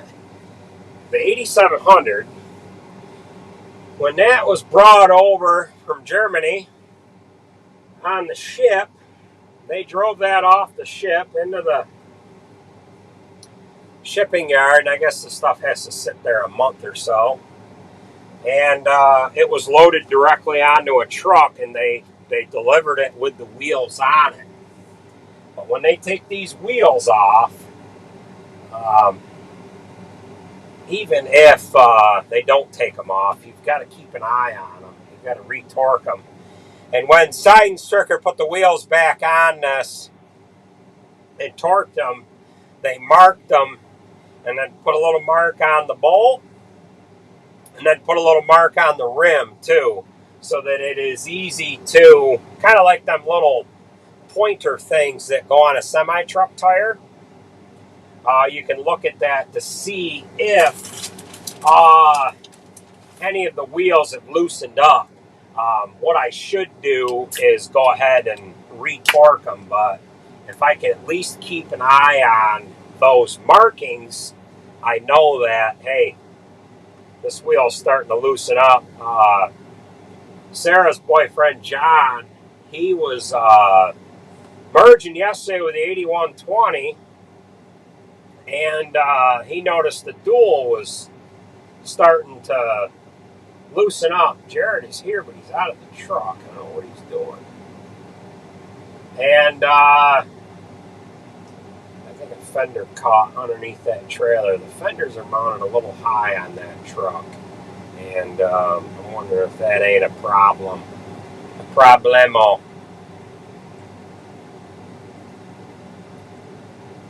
Oh, another thing that we put on that C500 was a high fifth wheel. That truck come out of Canada, and it wasn't a road tractor. It was it worked in the oil field, and it had some kind of a like a concrete plant like type thing on it, where there, maybe we'll stick you guys up here. How's that view? That good? I didn't kick you guys off. I kicked you guys off. Damn it. Damn it. If you hit that thing too hard, it doesn't like it. So we got to start this over again. I don't have that much more time here with you guys. Allow. Yeah. So done. Allow. There we go. So yeah, the truck come out of Canada.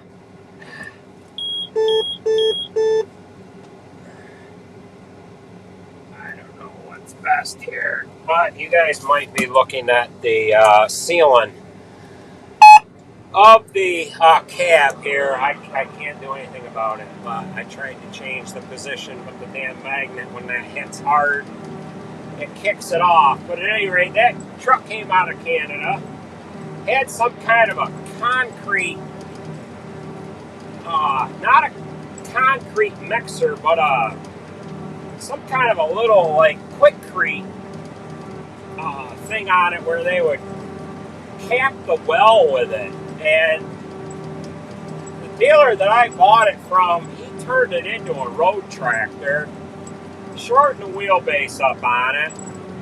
And when he shortened the wheelbase up on it, he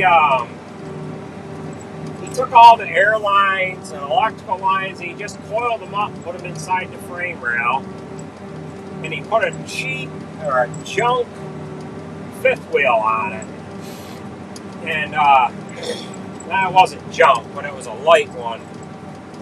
And we wanted to put a high one on it for a couple of different reasons.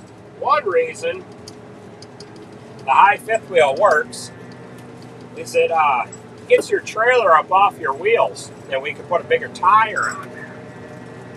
We run these flotation tires. We run 700s on all of our trucks for a flotation tire. And with the shorter fifth wheels, once in a while you can rub them tires on the bottom of the trailer if in the event that you pull into a hole or something and you have that trailer positioned just right, it will rub on the bottom side of the front of the trailer. So, yeah. Ew! Jesus. So, the view is just fine. Yeah, I need to get that down a little bit, angled a little more. So, this Kenworth here, when I painted it, I seen these stickers on eBay. It's FUC in small letters, and then Kenworth, and then it at the end. Fucking worth it. And I have not been able to. You guys will see it on the back of the cab. It is color coded perfectly for that truck. Black with red in the lettering with white outlines. And it looks like, I mean, the detail belongs on that truck. We should have one on the other C500 as well. I kind of screwed up. There was another C500 that came up available a while ago at an auction, but I missed out on it.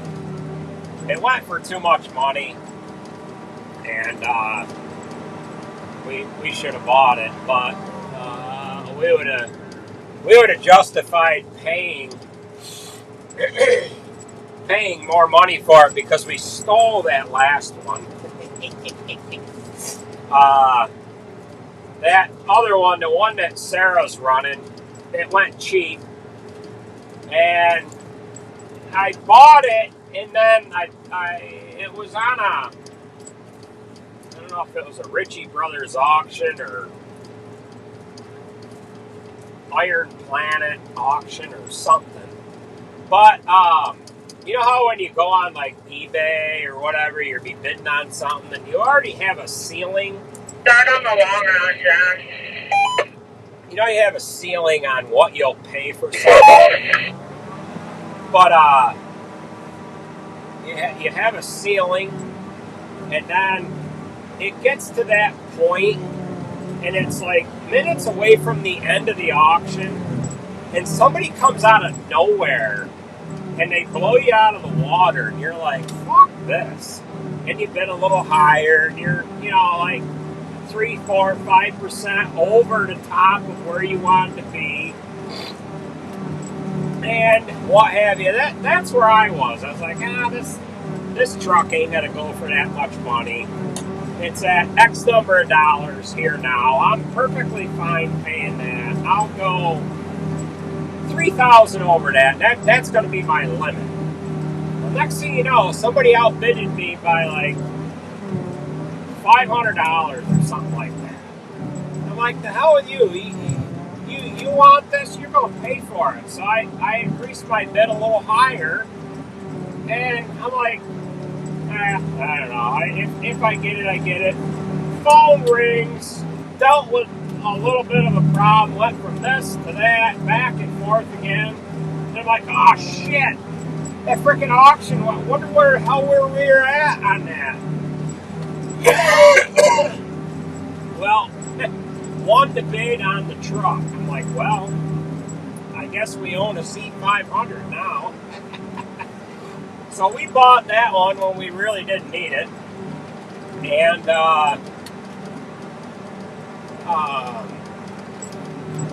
yeah, so then I'm like, well, that should have went for more money. What's wrong with it? And lo and behold, we get the damn thing. Jared runs it. And he says, this ain't got no boost. And it doesn't seem right. So he got to researching it. And he said, well, Doc's got a thing for it. And if we can't get it, Doc will get it. He's into them cats.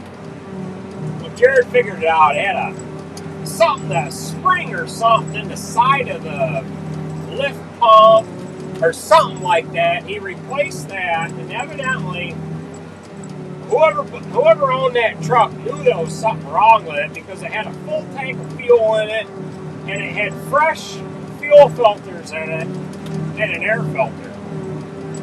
And so they must have realized that it had a problem, and they tried, they probably drained the fuel and put new fuel in it, and whatever like that. So he got it running pretty good. Sarah ran it all spring hauling manure. Jared was running it one day. He said, this doesn't seem right. Well, I think Sarah had said something about it. She said every once in a while it'll pop when the Jake brakes are on. So Jared drove it and he said, yeah, you're right. It ain't right. So he took it up to Doc's. Doc looked it all over. They pulled the oil pan off of it. And they had seen some metallic stuff in the oil pan. Now this will get my one viewer that I had described metal being in metallic materials. Well, it was aluminum, not metal. In other words, it didn't stick to a magnet. They said, well, that could be, maybe there's something going on with the timing gears or some damn thing. I don't know what the hell maybe the timing gear got into the timing gear. Maybe the timing gear got into a timing cover. So,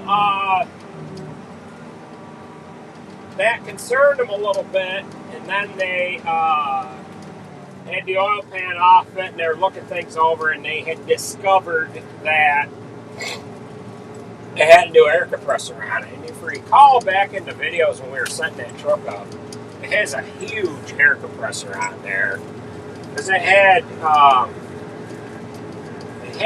anti-tire, not anti, but it had tire inflation on it. I don't know if they aired the tires down and then back up again, or what have you. Maybe they weren't even running a standard tire, but at any rate, they had discovered up the docks that the harmonic balancer was going out on it, and that was causing the engine to vibrate enough to screw up the Jake brakes. Hey Jared, put out in a text message that Cleverly's is next. I'm done here.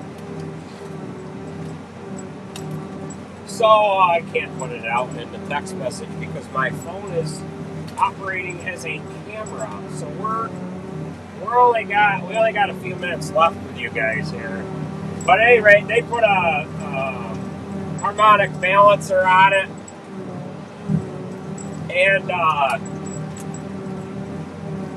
they ended up turning the engine up a little bit, and that's got a C15 in it, a 2006 C15 with a twin turbo on it, and they can kind of be tricky to screw around with. I know there's some guys that claim they can do this and that. Well, don't believe them guys all too much. Our guys know what they're talking about, and they tricked a few things. They got a little more horsepower out of it, but not a lot. When it comes time to rebuild that engine, they can turn that into a different version, an older version. Andrew sent a text about Ford Road next. That's right, we got Ford Road, not Cleverly's. Yeah, so yeah, Andrew's paying attention. He heard me on the radio, so they'll hopefully that truck doesn't ever need an engine. It doesn't have many miles on it, but you never know how long these engines are gonna how long they're gonna last. So, can you fit a can in them vents? Yes, you can. I have a larger can than a 12-ounce can, but yes, these vents you can put a can in. Not that one. This one here, you can. The 12-ounce can fits perfectly right in that thingamabob there. And if you have say a 12-pack or an 18-pack, if you're feeling frisky that day while you're out in the fields, if it has sat in the tractor overnight and it is at ambient temperature or room temperature, you can drink one at room temperature, and right when you go to drink one, you put one up in it's bothering me a little bit, that headliner right there is a little dirty from shit on my hat or something. Well, at any rate, the amount of time it takes you to drink one 12-ounce can, one, if it's in the headliner cooler, will be cool enough to drink by the time you get that one drink. But I can drink it at room temperature. That doesn't bother me. So once in a while I'll throw one up in the headliner, but it doesn't need to go up in there. The tractors and the choppers now, you can buy them with refrigerators in them. When I ordered this chopper, I did not order it with a refrigerator in it. The AR340 that has the deluxe cab on it. I don't even know what the hell they call it, like Deer Select cab or something. That does have a refrigerator in the cab, but it would hold. I don't even know if it would hold a 6-pack. Deere is real careful, you know. They don't want to put a refrigerator big enough for anybody to get drunk in. So they feel that, you know, a 4-pack of wine coolers or something for the flip-flop wearing guys, that's safe enough. I don't even know if wine coolers will fit in there, because a glass bottle I don't think will fit in it. So, and then I think, and I have to laugh a little bit, because I think on the newer tractors, that 8R340, I don't think you can put a can in the vents anymore. The engineers, when they designed that cab, there was probably one engineer that says, "Oh my God, let's accidentally make this little vent the exact same size as a 12-ounce can." And he must have laughed his ass off once that got put into production. And he probably just sat back and waited for somebody to come up with the idea of, "Oh my God, I can put four cans up in the headliner of my cab and keep them cold."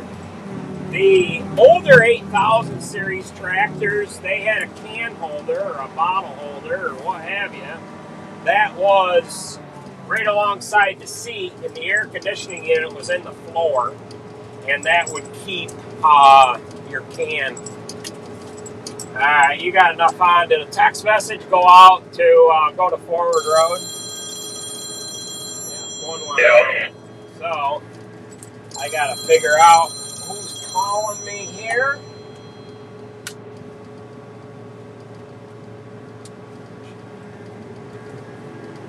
Should turn that speakerphone. Might be a telemarketer. Hello?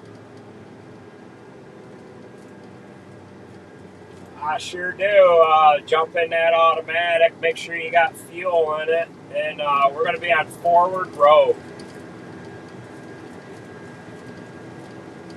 So you go down through Marcellus, go down the Gorge Road, and you go through the railroad tunnel. And just coming out of that tunnel, turn left on Forward Road. We'll be up on the right-hand side. Up there a ways. Yep. Watch it going around that sharp corner where Andrew got hit with a roller arrow 3-4 years ago. Hold your side of the road, and when you go down through, I like to get over far enough and you rub the back tire on the guardrail a little bit.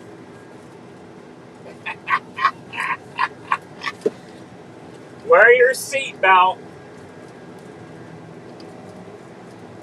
Nah, the other one, mine. Yeah, unless you want to drive tractor trailer. All right, we'll see ya. Be careful. Oh, thank you. Thank you. We'll see ya. Bye-bye. What's that? No, I'm all set. No, I gotta watch my figure, you know. Getting older and all, you know. I can't have any cab treats, you know. So, yeah. All right, we'll see ya. Bye-bye.